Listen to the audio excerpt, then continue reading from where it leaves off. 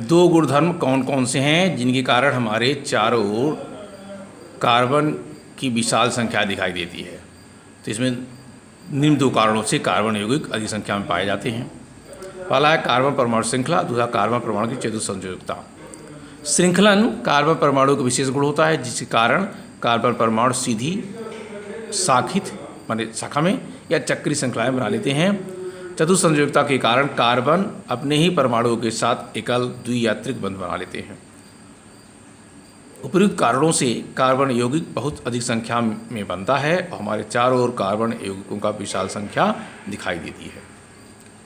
यह अब आ गया आपका 5वां प्रश्न, साइक्लोपेंटेन का सूत्र इलेक्ट्रॉनिक संरचना क्या होती है? साइक्लोपेंटेन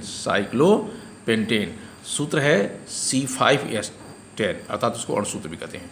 C5 माने कार्बन 5 होंगे। देखिए कहाँ कहाँ है 1 2 3 4 और 5 कार्बन बनाए हैं।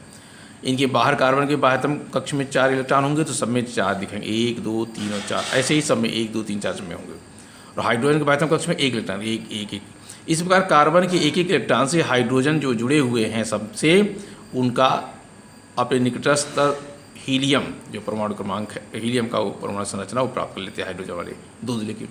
और कार्बन क्या करता है, 4 तो इसके साथ जुड़ा है, एक हाइड्रोजन से जुड़ जाता है और दूसरा एक परमाणु क्या है दूसरे कार्बन से लेके वो बना लेता है 4 2 6 2 8। इस प्रकार उसका एक सर्किल बन जाता है। फिर अगला प्रश्न आता है आपका 6ठा, निम्न यौगिकों की संरचनाएं चित्रित कीजिए जिसमें 4 दिया गया है, एथेनाइक अम्ल, ब्रोमोपेंटेन, ब्यूटेनोन, हेक्सेनाइल। तो एथेनाइक अम्ल सूत्र है CH3COOH। तो देखिए CH3 माने यहाँ देखिए कार्बन 1 हाइड्रोजन 3, यहाँ कार्बन 1 हाइड्रोजन 1। तो देखिए कितने कार्बन बन रहे हैं आपके,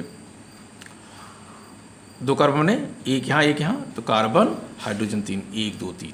फिर यहाँ कार्बन ऑक्सीजन 2 है, 1 1 2 1 हाइड्रोजन। ये इसका एथेनाइक अम्ल का संरचना है। यह ब्रोमोपेंटेन सूत्र होगा इसका C5H12 होता है उसका पेंटेन का। तो इसका जो ब्रोमो है चूँकि ब्रोमीन का क्रिया के लिए है तो C5H11Br। तो C5 माने कार्बन के 5 अणु 1 2 3 4 कार्बन के हो गए।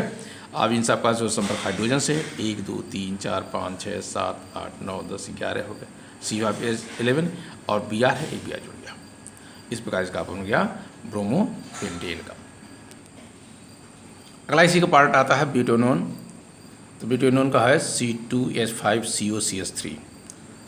तो देखिए इसमें कार्बन कितने हैं, 2 कार्बन यहाँ, 1 कार्बन यहाँ, 4 कार्बन। तो 1 2 3 4 कार्बन लग गए। ये H5 हैं और ये H3 है, मैंने कुल 8 H होंगे। तो कहीं गिन लीजिए 1 2 3 4 5 6 7 और 8। ऑक्सीजन कितने, 1। ये हो गया उसका संरचनात्मक सूत्र। हेक्सेनाइल का C5H11CHO, ध्यान रखना। तो इसका मतलब क्या बन गया, C6H12O हो गया, C6 हो गया। 1 2 3 4 5 6 कार्बन 6 हो गए और H कितने हो गए, 11 यहाँ, 1 1 12 हो गए। तो कहीं गिन लो 1 2 3 4 5 6 7 8 9 10 11 और 12 और 1 ऑक्सीजन। तो ये है हेक्सेनाइल। इस प्रकार छोटे छोटे इनकी संरचनात्मक कैसे लिखेंगे, ये संरचना बनाएंगे कि सूत्र कैसे होगा, ये आइए। अगला प्रश्न है, निम्न यौगिकों का नामकरण कैसे करेंगे? सूत्र इसमें बनाया है CH3CH2Br। मैंने इसका वो संरचना सूत्र बन गया C2H5Br। कैसे, 1 1 C2 3 2 5। तो C2H5Br। तो इसको ब्रोमो एथेन कहेंगे, चूँकि एथेन है C2H5H6 होता है तो एथेन हो जाता, लेकिन अब चूँकि Br जुड़ गया तो ब्रोमो एथेन हो गया। यहाँ देखिए इसका हो गया, ये है 1 2 3 4 5 6 C6। H कितनी है, 12, 1 2 3 4 5 6 7 8 और 9 10। C6H10 इसका होगा मेथेनॉल। और अगला है, यहाँ देखिए क्या है, छोटा सा है CHOH, इसका सूत्र हो गया CHOH। तो CHOH भी लिख सकते हैं या यूँ कर सकते हैं CH2O।